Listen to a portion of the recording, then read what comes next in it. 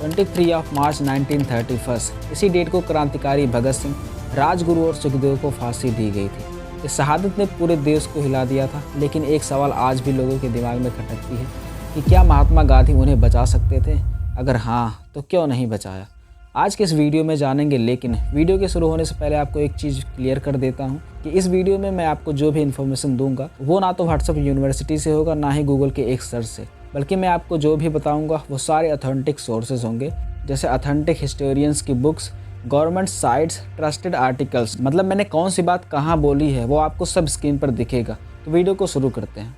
भगत सिंह एक क्रांतिकारी youth icon थे। जिस उम्र में आप और हम सोशल मीडिया स्क्रॉल करते हैं उस उम्र में खुशी खुशी फांसी पर शहीद हुए थे ये भगत सिंह। फांसी पर जाते वक्त भी उन्होंने इनकलाब जिंदाबाद का नारा लगाया था। सोचो उनका विजन और करेज कितना बड़ा था। इस कहानी की शुरुआत एक प्रोटेस्ट से होती है। ईयर था 1928 जब साइमन कमीशन इंडिया में आया था, जिसका मकसद कॉन्स्टिट्यूशन की जांच के लिए था। लेकिन क्रांतिकारियों को लगा कि ये लोग भारत का संविधान बनाने वाले बिना हमसे कुछ पूछे, और इसी के खिलाफ लाला लाजपत राय, भगत सिंह और बाकी के लोग इसके खिलाफ प्रोटेस्ट करने की प्लानिंग करते हैं। और 30 अक्टूबर 1928 को जब साइमन कमीशन के सातों मेंबर्स रेलवे स्टेशन के बाहर निकल रहे थे, तभी लाला लाजपत राय, भगत सिंह और बाकी के आंदोलनकारी साइमन कमीशन और अंग्रेजों के खिलाफ नारेबाजी करनी शुरू कर दी। साइमन कमीशन वापस जाओ, अंग्रेज मुर्दाबाद। और यही पहली बार था जब इनकलाब जिंदाबाद के नारे लगे थे। बाद में जब ये सब ज़्यादा होने लगा तब आता है जे स्कॉट। अब इस एक इंसान की वजह से आगे का इतिहास बदलने वाला था। स्कॉट, जो कि पुलिस में एक हायर रैंक पे था, उसने भीड़ के ऊपर लाठीचार्ज करना शुरू कर दिया, इंक्लूडिंग लाला लाजपत राय। इनको ये डंडों से इतना मारता है कि जब तक ये लहूलुहान होकर ज़मीन पर नहीं गिर गए। इनकी पूरी बॉडी खून से लाल हो गई और इसी मार की वजह से कुछ दिन बाद इनकी मौत हो जाती है। उसके बाद सारे क्रांतिकारी स्कॉट को भी जान से मारने की बात करते हैं कि खून का बदला खून, और इसके लिए बहुत प्लानिंग वगैरह होती है। बाद में स्कॉट को मारने के लिए 4 लोगों को चुना गया: भगत सिंह, चंद्रशेखर आज़ाद, राजगुरु और जयगोपाल। सबका अपना अपना काम था। जैसे भगत सिंह और राजगुरु दोनों साथ में रहेंगे, चंद्रशेखर आज़ाद उनके भागने की प्लानिंग करेंगे, और जो जयगोपाल थे उनको रखा गया था स्कॉट की पहचान करने के लिए कि जैसे स्कॉट पुलिस स्टेशन में आए तो हमें इशारा कर देना। लेकिन अजीब बात यह थी कि जयगोपाल स्कॉट को पहचानता ही नहीं था, और उसने ये बात किसी को बताई भी नहीं, क्योंकि वो चाहता था कि इस नेक काम में उसकी भी इन्वॉल्वमेंट होनी चाहिए। अब स्कॉट को मारने का डेट फिक्स हो जाता है, प्लानिंग सारी कंप्लीट हो जाती है, और जिस दिन स्कॉट को मारना था सारे लोग अपने अपने जगह पर आ जाते हैं। अब जैसे ही एक पुलिस वाला पुलिस स्टेशन में आता है, जयगोपाल को लगता है कि वो स्कॉट है, और उसने भगत सिंह को इशारा कर दिया, जबकि वो स्कॉट नहीं था, सैंडर्स था। और कुछ घंटे बाद जब सैंडर्स बाहर निकला तो राजगुरु क्या करते हैं, ये तुरंत अपने जर्मन माउजर पिस्टल से एक गोली सैंडर्स को मार देते हैं। और तुरंत ही भगत सिंह चिल्लाते हैं कि नहीं नहीं, ये वो आदमी नहीं है। लेकिन तब तक सैंडर्स की जान जा चुकी थी। उसके बाद भगत सिंह भी उसके ऊपर कुछ गोलियां दाग देते हैं और तीनों लोग वहां से भाग जाते हैं। अब ये वही घटना थी जिसने पूरा इतिहास बदल दिया था। सैंडर्स को मारने के बाद भी पुलिस 1 साल तक पता नहीं लगा पाई कि सैंडर्स की हत्या किसने की थी। अब इसके कुछ टाइम बाद 8 अप्रैल 1929 को अंग्रेज 2 नए बिल लेकर आने वाले थे। पहला, पब्लिक सेफ्टी बिल, जिसके अंडर ब्रिटिश गवर्नमेंट को बिना मुकदमे के किसी को भी हिरासत में रखने का अधिकार था। दूसरा था ट्रेड डिस्प्यूट बिल, जिसके अंडर मजदूरों को हड़ताल करने से रोकने के लिए था। अब जैसे ही इस बिल के बारे में भगत सिंह और बाकी लोगों को पता चलता है, सारे आग बबूला हो जाते हैं और उन्होंने विधानसभा में बम फेंकने का डिसीजन लिया। लेकिन उनका मकसद किसी को नुकसान पहुंचाना बिल्कुल नहीं था, बल्कि वो ये चाहते थे कि इससे अंग्रेजों को पता चले कि हम डरते नहीं हैं, और बम फेंकने के बाद खुद को सरेंडर करना भी था, ताकि अंग्रेजों को बताया जा सके कि उनके ऐसी नीतियों के खिलाफ क्रांतिकारी अपनी जान भी दे सकता है। अब बम फेंकने के लिए 2 लोगों को सिलेक्ट किया गया, बीके दत्त और भगत सिंह को।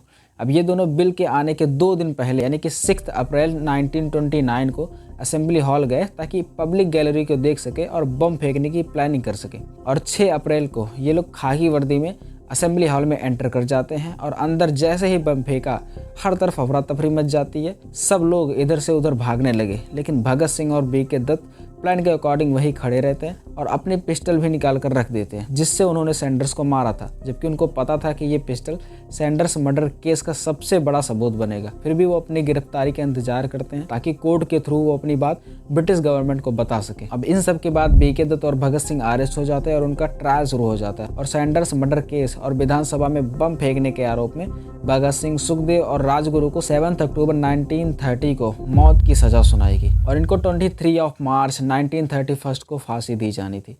अब इनके पास सिर्फ 5 महीने का टाइम था फांसी से बचने का। अब आते हैं उस हिस्से पर जहां पूरा देश ये उम्मीद कर रहा था कि गांधी जी सुखदेव, भगत सिंह और राजगुरु को बचा लेंगे, और तब अंग्रेजों के साथ गांधी इरविन पैक्ट पर बातचीत चल रही थी। इरविन उस टाइम पे भारत का वायसराय और गवर्नर जनरल था, यानी सबसे बड़ा ब्रिटिश अधिकारी। इस समझौते का मकसद था देश में शांति लाना और बदले में गांधी जी को अपने सिविल डिसओबीडियंस मूवमेंट को रोकना था, यानी कि ब्रिटिशर्स के जो रूल्स इंडियंस के खिलाफ थे उनको रोकना था। अंग्रेज चाहते थे कि गांधी हिंसा से पूरी तरह दूरी बनाए और बदले में कुछ राजनीतिक कैदियों को छोड़ा जाएगा, लेकिन भगत सिंह और उनके साथियों का नाम इस लिस्ट में नहीं था। पूरा देश चाहता था कि गांधी जी ये पैक्ट तभी साइन करें जब भगत सिंह की फांसी टाल दी जाए। गांधी जी ने इरविन से बात भी की और कहा, अगर आप इन तीनों की सजा को कम कर दे या फिर टाल दे तो माहौल शांत रहेगा, लेकिन इरविन नहीं माना। उसने अपनी आत्मकथा फनलेस ऑफ डेज में लिखा है कि अगर मैंने दया दिखाई तो ब्रिटिश सरकार कमजोर दिखेगी। गांधी जी बार बार कहते रहे कि अगर भगत सिंह को फांसी दे दी गई तो वो शहीद बन जाएगा और पूरा माहौल हमारे समझौते के खिलाफ हो जाएगा। मगर इरविन ने जवाब दिया कि मेरे पास 3 रास्ते हैं, पहला फांसी जारी रखना, दूसरा सजा माफ करना और तीसरा फांसी को टाल देना। लेकिन माफ करना या फिर टालना दोनों मेरे लिए पॉसिबल नहीं है। गांधी जी भी खुलकर दया याचना नहीं करना चाहते थे क्योंकि वो अपने अहिंसा की नीति को कमजोर नहीं दिखाना चाहते थे। गांधी जी ने सिर्फ इतना कहा कि अगर सजा टाल दी जाए तो देश में शांति बनी रहेगी, लेकिन इरविन एग्री नहीं हुआ क्योंकि गांधी जी को पता था कि इरविन मानेगा नहीं और इरविन को भी पता था कि गांधी ज्यादा प्रेशर नहीं डालेंगे। बाद में गांधी जी ने वो पैक्ट भी साइन कर दिया।